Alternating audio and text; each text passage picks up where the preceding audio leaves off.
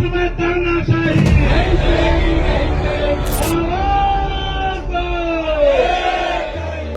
ज़बरदस्ती जो है बीआरएस दे दिया गया, जिनकी अभी 8 साल 10 साल नौकरियां शेष थी। तो ये तो मनमानी है, लोकतंत्र की हत्या हो रही है। और जिस प्रकार से जबरिया लोगों से वॉलंटरी रिटायरमेंट पर सिग्नेचर करा लिए गए कि एक और कहा जा रहा है यहाँ श्रेष्ठतम काम हो रहा है और दूसरी ओर कहा जा रहा है इसका निजीकरण कर दिया गया। बिजली विभाग के निजीकरण का विरोध प्रदेश भर में जारी। ऊर्जा मंत्रालय ने नई कमेटी का किया गठन। 1 फरवरी निजीकरण के लिए महत्वपूर्ण दिन। साथियों नमस्कार, आप देख रहे हैं स्टॉक प्रॉफिट इंडिया। चैनल में पहली बार आए हैं तो सब्सक्राइब जरूर करें।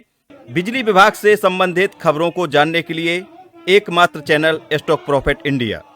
मुनाफे में चल रहे चंडीगढ़ विद्युत विभाग की बिजली व्यवस्था निजी कंपनी को सौंपने की तैयारी में चंडीगढ़ केंद्र शासन प्रशासन द्वारा अलोकतांत्रिक ढंग से बिजली कर्मचारियों का दमन शुरू। सभा करने पर प्रतिबंध लगाया। बिजली कर्मचारी यूनियन के पदाधिकारियों और रेजिडेंट वेलफेयर एसोसिएशन के पदाधिकारियों पर एस्मा में एफआईआर दर्ज। देखिए, वहाँ पे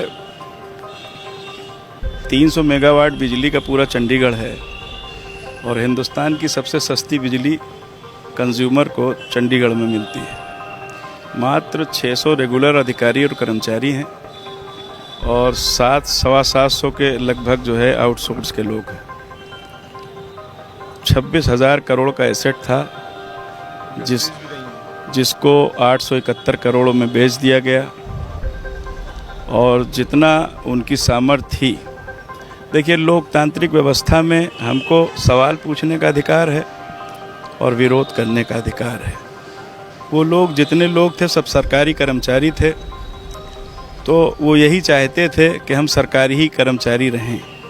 अगर उसको बेच दिया जाता है तो वो निजी क्षेत्र में नहीं जाना चाहते थे। लेकिन सरकार होती है, असीमित पावर होती है सरकार के पास। वहाँ पे 210 के करीब कर्मचारियों को ज़बरदस्ती जो है बीआरएस दे दिया गया, जिनकी अभी 8 साल 10 साल नौकरियां शेष थी। एक ताना बाना बुनता है इंसान जब सरकारी कर्मचारी बनता है। पूरा सपना होता है उसका कि किस तरीके से हम अपना ज़िंदगी बसर करेंगे, कैसे बच्चों को पढ़ाएंगे, मकान बनवाएंगे, बहन की शादी करेंगे, बच्चों की शादी करेंगे। एकदम से आप चकनाचूर कर दीजिए उसके सपने को। तो ये तो मनमानी है, लोकतंत्र की हत्या हो रही है। और निजीकरण किसी भी समस्या का हल कभी नहीं रहा है। पहले निजी क्षेत्र में ही तो था। मार्टिन बर्ड वगैरह कंपनियां चलाती थी, वो लोग थे। उन्होंने सन 1959 में इसको जो है सार्वजनिक क्षेत्र में इसीलिए लाया गया था। देखिए, बिजली वेलफेयर की चीज़ है। जिस तरीके से इंसान की बेसिक नेसेसिटी रोटी, कपड़ा और मकान है, उसी तरीके से बिजली ज़रूरत है इंसान की। तो निजीकरण का विरोध लगातार जारी है। 1 फरवरी के दिन केंद्र सरकार बजट पेश करने वाली है और इस बजट में निजीकरण को लेकर क्या प्रावधान लेके आने वाली है, इसके लिए हमने कल आपके साथ एक वीडियो साझा किया था, जिसको आपने जरूर देखा होगा। यदि नहीं देखा है तो डिस्क्रिप्शन में उसकी लिंक है, आप वीडियो देख सकते हैं। विद्युत कर्मचारी संयुक्त संघर्ष समिति के संयोजक श्री शैलेन दुबे जी ने बताया है कि चंडीगढ़, उत्तर प्रदेश और राजस्थान में बिजली वितरण का मनमाने ढंग से निजीकरण किया जा रहा है, जिसके विरोध में देश भर में 27 लाख बिजली कर्मी आज सड़कों पर उतरे। चंडीगढ़ विद्युत विभाग को एमिनेंट इलेक्ट्रिक डिस्ट्रीब्यूशन कंपनी को सौंपने के निर्णय से बिजली कर्मचारियों में गुस्सा फूट पड़ा है।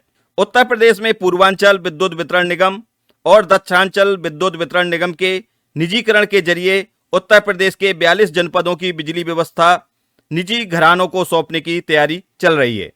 राजस्थान में भी विद्युत वितरण के निजीकरण की प्रक्रिया चल रही है और उत्पादन निगम को ज्वाइंट वेंचर के नाम पर एनटीपीसी और कोल इंडिया लिमिटेड को हैंड ओवर किया जा रहा है। संघर्ष समिति के नेताओं ने बताया है कि भारत सरकार के ऊर्जा मंत्रालय ने केंद्रीय ऊर्जा मंत्री श्रीपद यस नायक के नेतृत्व में एक मंत्री समूह का गठन किया है। इस मंत्री समूह में महाराष्ट्र, आंध्र प्रदेश, तमिलनाडु, राजस्थान, मध्य प्रदेश और उत्तर प्रदेश के ऊर्जा मंत्री सम्मिलित हैं। इसके संयोजक उत्तर प्रदेश के ऊर्जा मंत्री श्री अरविंद कुमार शर्मा हैं। मंत्री समूह की टर्म्स ऑफ रेफरेंस में विद्युत वितरण व्यवस्था के वित्तीय सुधार, ऋणों और घाटे से उबारने हेतु विस्तृत अध्ययन कर सुझाव देने का कार्य किया जाना है। ऐसे में उत्तर प्रदेश, चंडीगढ़ और राजस्थान में विद्युत वितरण के निजीकरण के एक तरफा निर्णय को तत्काल रद्द किया जाए। संघर्ष समिति ने यह भी कहा है कि भारत सरकार के ऊर्जा मंत्रालय ने सितंबर 2020 में विद्युत वितरण निगम के निजीकरण हेतु स्टैंडर्ड बिडिंग डॉक्यूमेंट का एक ड्राफ्ट जारी किया था। ऊर्जा मंत्रालय ने अभी तक इस ड्राफ्ट को अंतिम रूप नहीं दिया है और अब विद्युत वितरण की व्यवस्था में सुधार हेतु उसे कर्ज और घाटे से उबारने हेतु एक मंत्री समूह का गठन किया गया है। संयुक्त संघर्ष समिति ने कहा है, इस मंत्री समूह के सामने बिजली इंजीनियर्स और कर्मचारियों के विभिन्न प्रांतों के राष्ट्रीय संगठन अपनी बात रखेंगे। मंत्री समूह को कर्मचारी संगठनों से बात करना चाहिए, उनके प्रस्ताव पर भी विचार करना चाहिए। इस दृष्टि से मंत्री समूह की रिपोर्ट आने तक निजीकरण के तमाम फैसले तत्काल वापस लिया जाना बेहद जरूरी है। संघर्ष समिति ने यह भी कहा है कि निजीकरण से पहले भय का वातावरण उत्पन्न करने हेतु बड़े पैमाने पर संविदा कर्मियों को निकाला जा रहा है, जिससे बिजली कर्मियों में गुस्सा लगातार बढ़ता जा रहा है। जनता की बुनियादी सेवाओं में सम्मिलित बिजली विभाग का निजीकरण किसी भी प्रकार से जनता के हित में नहीं है। आइए सुनते हैं बिजली कर्मचारी संयुक्त संघर्ष समिति के नेताओं ने क्या कहा। बहुत ही अलोकतांत्रिक है जिस प्रकार से चंडीगढ़ का निजीकरण किया जा रहा है।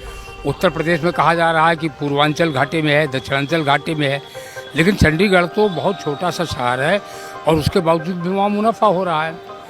पूरे उत्तरी भारत में सबसे सस्ती बिजली चंडीगढ़ में है। चंडीगढ़ हरियाणा की भी राजधानी है, पंजाब की भी राजधानी है। वहाँ हरियाणा से भी सस्ती बिजली है, पंजाब से भी सस्ती बिजली है और वह मुनाफा कमा रहा है। उसका निजीकरण प्राइवेट कंपनी को आज रात को देने की योजना है। और जिस प्रकार से जबरिया लोगों से वॉलंटरी रिटायरमेंट पर सिग्नेचर करा लिए गए, लगभग 500 कर्मचारी वहाँ रेगुलर के थे, 250 कर्मचारियों ने कल VRS पर साइन कर दिया है और एक प्रकार से उनकी छटनी कर दी गई है। यह सब अलोकतांत्रिक है। उत्तर प्रदेश में भी मेरा यह कहना है कि जब भारत सरकार के ऊर्जा मंत्रालय ने कल एक ग्रुप ऑफ मिनिस्टर्स बना दिया है जो केंद्रीय ऊर्जा राज्य मंत्री के नेतृत्व में है, जिसके संयोजक उत्तर प्रदेश के ऊर्जा मंत्री हैं, और उत्तर प्रदेश के ऊर्जा मंत्री का बयान है, वो कह रहे हैं उत्तर प्रदेश में RDSS योजना के अंतर्गत श्रेष्ठतम कार्य देश में हो रहा है। वह कह रहे हैं कि कुंभ में बिजली कर्मियों ने जो काम किया है वह अपने आप में एक उदाहरण बन गया है और उस काम को अन्य प्रांतों में उसको अपनाया जाए। तो यहाँ निजीकरण क्यों किया जा रहा है? भाई यह तो विरोधाभासी बातें हो गई ना कि एक और कहा जा रहा है यहाँ श्रेष्ठतम काम हो रहा है और दूसरी ओर कहा जा रहा है इसका निजीकरण कर दिया जाए। तो फिलहाल मेरा इतना ही कहना है कि जब ग्रुप ऑफ मिनिस्टर्स का गठन कर दिया गया है तो जब तक ग्रुप ऑफ मिनिस्टर्स की रिपोर्ट ना आ जाए, यह कहा गया वो विस्तृत अध्ययन करेंगे कैसे बिजली वितरण कंपनियों का घाटा दूर किया जाए, कैसे उनको कर्ज से उबारा जाए। तो जब तक उसकी विस्तृत रिपोर्ट ना आ जाए तब तक उत्तर प्रदेश में पूर्वांचल और दक्षिणांचल के निजीकरण की जो प्रक्रिया चल रही है इसको तुरंत रद्द कर दिया जाना चाहिए। जी नहीं, यह अलोकतांत्रिक है। वो ऑर्डर में लिखा गया है कि रात को 12 बजे तक जो VRS ले लेंगे, उसके बाद यह अप्लीकेबल नहीं होगा। यह तो अनडेमोक्रेटिक है। आदमी जब चाहे तब रिटायरमेंट ले, ना चाहे ना रिटायरमेंट ले। जब तक उसकी सुपरएनुएशन की एज नहीं है, ज़बरदस्ती वो क्यों रिटायरमेंट ले। लेकिन आज की तारीख में मेरा ये कहना है कि कल ही शाम को ग्रुप ऑफ मिनिस्टर्स का गठन किया है भारत सरकार ने विद्युत वितरण कंपनियों को कर्ज और घाटे से उबारने के लिए। जब तक उसकी रिपोर्ट ना आए, उसका टाइम फिलहाल 3 महीने का रखा गया है, लेकिन जब उसकी रिपोर्ट आए और उसके सामने अवसर दिया जाना चाहिए विभिन्न राज्यों के बिजली कर्मचारी संघों को अपनी बात रखने के लिए, तो जब उसकी रिपोर्ट आए तब देखा जाए क्या होता है। लेकिन बिना रिपोर्ट आए, जब भारत सरकार का ये निर्णय है, बिना रिपोर्ट आए यह निजीकरण की प्रक्रिया एक तरफा क्यों की जा रही है, इसको रोका जाना चाहिए। निजीकरण क्या होता है और निजीकरण के क्या दुष्प्रभाव हैं, इसके लिए हमने डिटेल्स में वीडियो बनाए हैं। आप हमारी प्लेलिस्ट में जाकर वो वीडियो देख सकते हैं। आप भी निजीकरण का हिस्सा हैं तो इस वीडियो को ज्यादा से ज्यादा लोगों तक जरूर शेयर करें। मिलते हैं नेक्स्ट वीडियो में न्यू इन्फॉर्मेशन के साथ। तब तक के लिए बाय बाय, टेक केयर।